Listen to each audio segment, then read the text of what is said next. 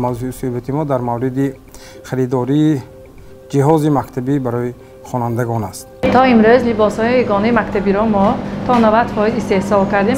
تختش شده ناز معقول. صفتش زود معقول من نرخشم با درجهش نه. من همین هفته باز آنها را ما پورا با لباس‌های یگانه تفسیری تامین می‌کنیم. در خود مؤسسه‌های تعلیمی در روی حولی مؤسسه‌های تعلیمی سلسله یارمک‌های فروش اشیاء خام و لباس مکتبی تشکیل نمودیم. معلم نباید با مبلغ سر و کار گیرد. شده از حالتایی که شما مثلا از کار استحصال کننده قناعتمند نشدید گفتید که نه اینا از دیگر کنید.